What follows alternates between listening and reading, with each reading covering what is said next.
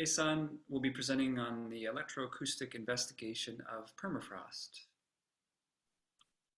For this presentation, I would go for a quick review on what we have done during the last year. We've tried to monitor the permafrost degradation actually signed by some geophysical approaches that I will talk about through the presentation. So just a quick outline of the presentation. I will go through a very brief introduction about the permafrost. Then, since this project was a laboratory-based measurement, so we've been able to design and assemble a ridge, and I will talk about the data acquisition, also the ridge that we have assembled, and then I'll go through the results of city images, acoustic measurement and resistivity data. And for the final section, I'll talk about the model that we have used to actually estimate different phases inside the pore content of permafrost. So basically, when soil undergoes 0 degrees, the pore content transition occurs. So the state of pore content goes from unfrozen condition or unfrozen state to partially frozen, and then to fully frozen condition, depends on the temperature. But there are some important aspects that needs to be addressed here. Beside the phase transition is the type of ice that we are dealing with at each temperature, because later on I will talk about the impact of different ices on our acoustic and resistivity measurement. So for both phase transition and also the interaction between pore content and our medium, it's quite important to understand these type of topics, and because both phase transition and also type of ice will impact on mechanical and physical behavior of the permafrost. So,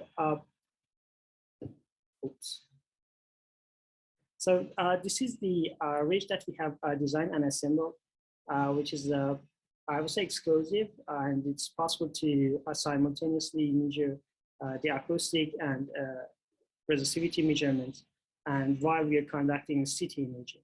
So totally we prepared around 40 samples with different grain sizes from 48 micrometer till 293 micrometer, and 3 salinity ratios from 0. Weight percent till 3 weight percent, which represents the low saline and high saline samples. So this is the city scans. Actually, this is a segmented city scans of 2 different samples with 2 different grain sizes and salinities.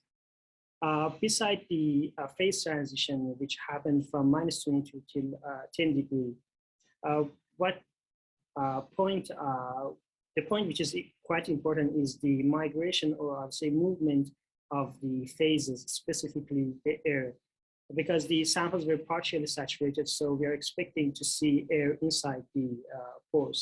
So, for example, for specifically for this sample, we can see some giant air bubbles at 10 degrees, which is quite important for us, because definitely this type of movement or migration can impact the elastic and and also the electrical resistivity properties of the samples. We've seen such behavior almost for all of the samples. So if I go through the acoustic and resistivity measurement, the point that I would like to mention here is the stages of degradation that happened for samples. For low saline samples, 0.5 and 1.5 weight percent of NaCl solution that we have used, we can see 1 stage of degradation, which happened around a freezing point of the sample regarding the salinity ratio.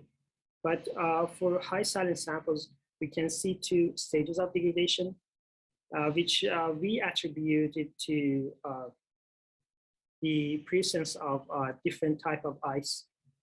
We think that at least for these samples that we were using, we had two types of ice which are formed during freezing and actually thawed during thawing procedure. So each of these two types of ice has their, I would say basically, has their specific impact on elastic and also electrical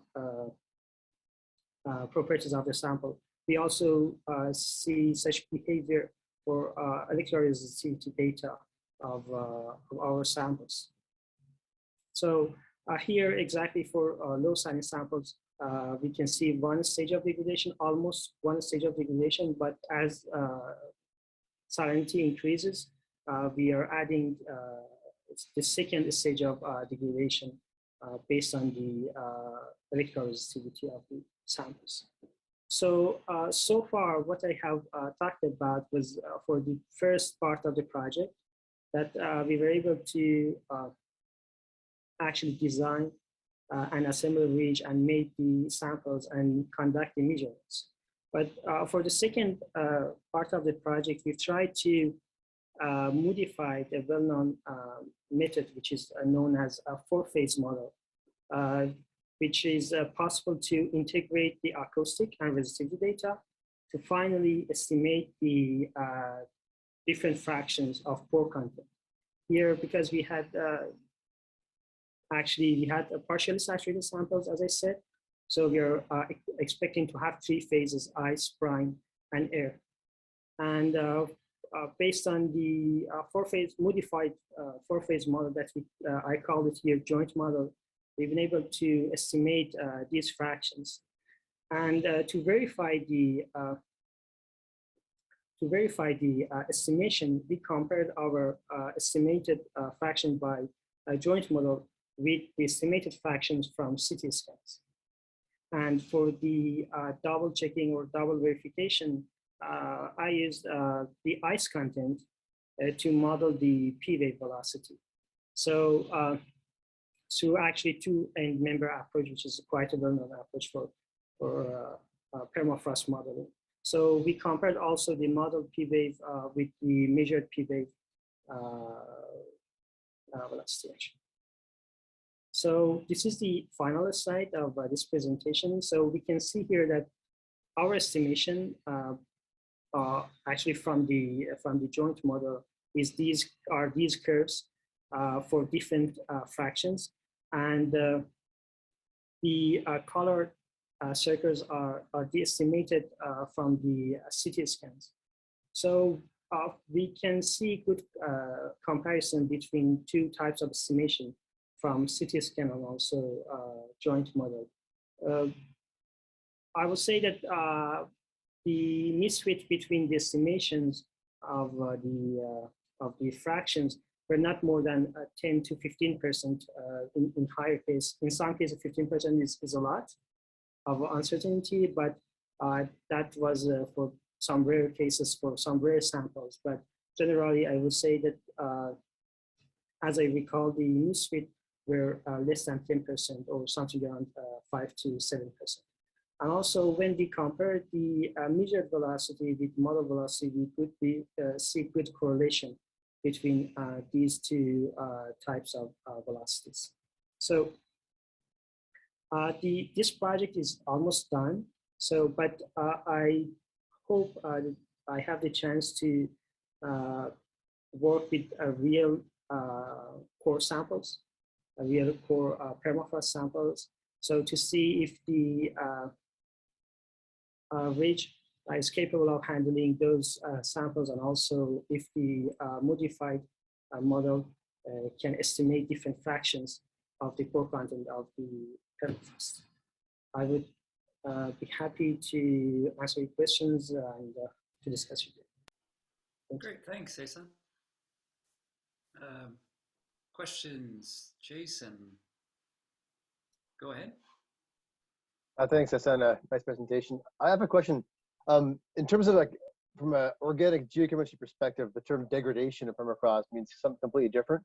So I was just wondering if you plan on tying this into any kind of geochemistry work in the future? Good question. Well, for these samples, we used Ottawa sand. So in terms of geochemistry, Ottawa sand mainly made of quartz. So in terms of geochemistry, it's a bit difficult to go with Ottawa sands because it might need some long term of exposure or sawing, stuff like that.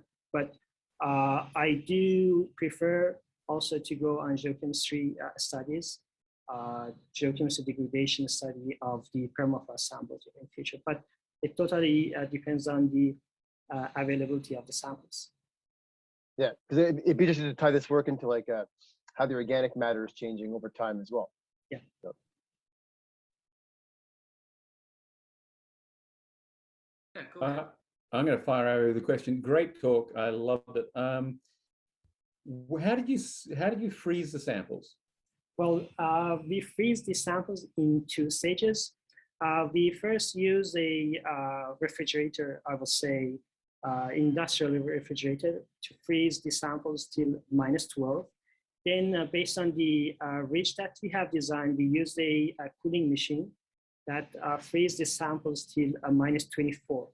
So almost all samples were frozen till -24 based on the cooling system that we have designed that were wrapped around the samples.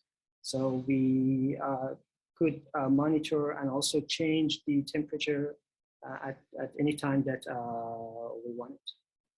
Did you try doing just straight to -24? Yes.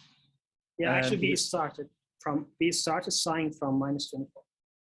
No, I'm thinking without the -12 step.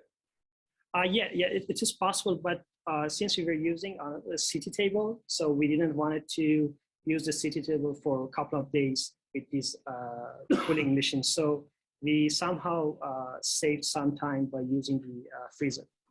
I'm just thinking that given the freezing water is a chances you can actually generate different salinities because the speed at which the water freezes determines how much it incorporates solutes. Especially when you've got your high salinity sample showing two phase melting, 2 phases of change, whether that's actually a real function, which would be really interesting if it was, or whether it's potentially due to the way you actually froze the sample. And I just wondered if you actually tried to control for that. Yes, it's quite true. The way that we prepared the sample, we froze the sample, are directly related to the final results that we are reaching. It is quite true, and yeah, this is the best that we've tried to reach based on the time, based on the scope that we had. But the thing that you're saying is quite true. No, I'm just saying that I think I think it's possibly quite true. There's every potential that what you generate is fracture systems with the contraction of ice from -5 to -24. That then when you come back the other way, you actually that salinity generates that high salinity solid generates some different physical properties within your ice pack. So I don't think it's necessarily a function of that. I'm just wondering if you could just sort of make the analysis more robust by trying to control for that eventuality. That's a good one. I hope we can extend the project. Then I think in that case we would be able to have control more on these. I got a -50 freezer here if you need it.